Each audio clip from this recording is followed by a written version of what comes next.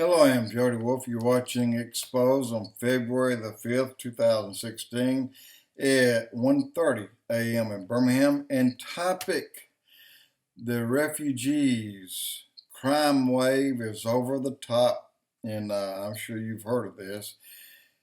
Seems like way too much is happening, but one thing that really just kind of took Sweden over the top, there was a fight in the refugee camp. 15 and a 16-year-old, a 15-year-old one was from Somalia, not from Syria.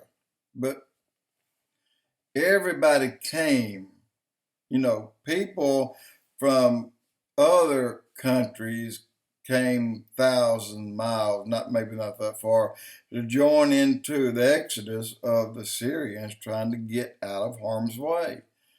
So a lot of the bad came with a lot of the good.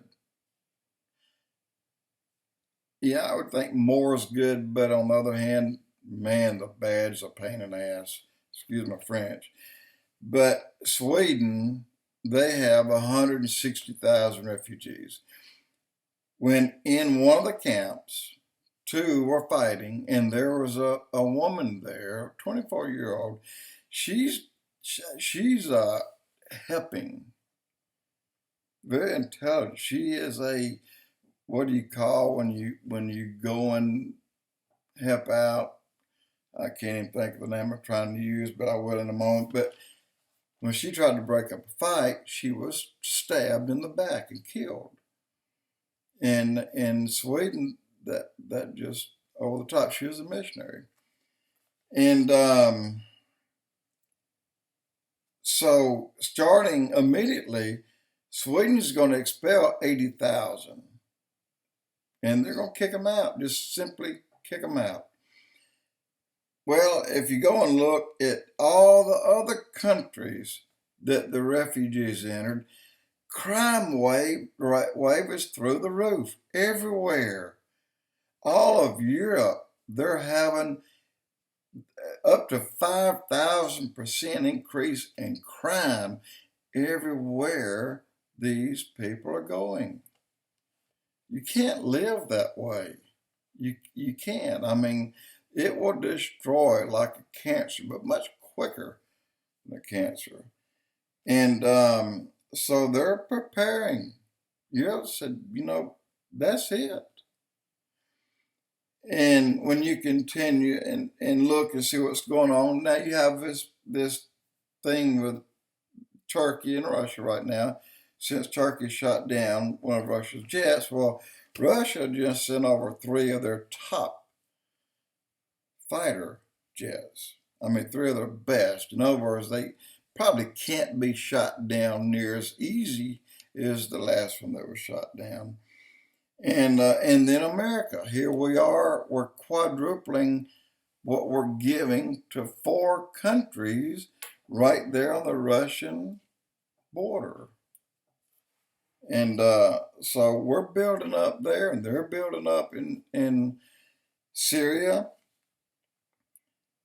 But Syria continues to hold the largest supply of nerve gas, this deadly gas, 4 different kinds, I believe.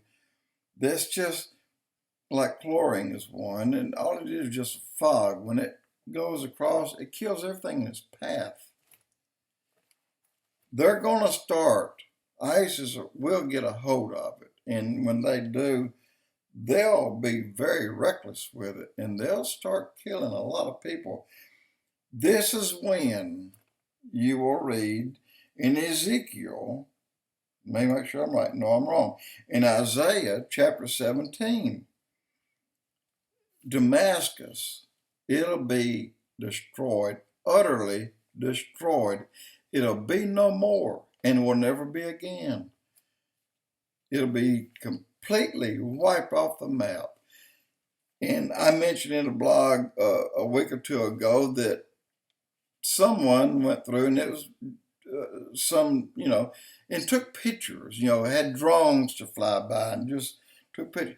It's a city that's vacated anyway, almost. It's nearly empty. And what's standing, there are places that are still standing, but a major part of the city, it would take a complete rebuild job. So the destruction of Damascus is talked about in Isaiah chapter 17. That's going to happen, and it's almost there right now. Assad may as well just go ahead and hightail it to Russia because, that's what's going to get him out. But, and also Egypt, they're about to undergo a change. Now, I've been reading, again, both of these, although I've done blogs on them in the past about their destruction that's coming up. And also I've done blogs about Iraq being the hub for the New World Leader, which will be the Antichrist for a time. But yet you see so much bad happening in Iraq. How can that possibly be? Well, it will be, because the Bible says it would. But the Jews were slaves for 40 years in Egypt. Well, God is fixing to lay Egypt waste for 40 years. And I believe we will see, before a taking away of the church, I believe we'll see both of those happen. And I also believe that we will see the initial attack by the surrounding countries that do get together and go against the Jews. I believe we will see at least that's going to be a one-day job. Remember, in my 2 blogs ago, are there other gods? Well, God, Yahweh, the Elohim, is the one who is over. He chose the Jews. That's his people. And they're the only people, luckily in us, in America, that although the Jews had problems after problem, well, that's because God was very stern and firm with them. And they strayed, but he always pulled them back in. Well, he's there now. They're home. Biblical. They're never leaving again. And when the Ezekiel 38-39 war happens, that's a one-night war.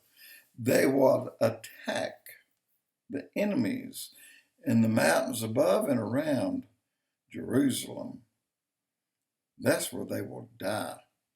When the morning comes, the battle, the war will be over, and there will be millions dead. I think once we see that, it'll be a live TV job. Then we're out of here. I think that's how close the taking away of the church is, or the rapture of the church. And there's so many studies on it now. Even the people that never believed in the pre, as always mid or post, now they're beginning to believe pre to mid trib rapture.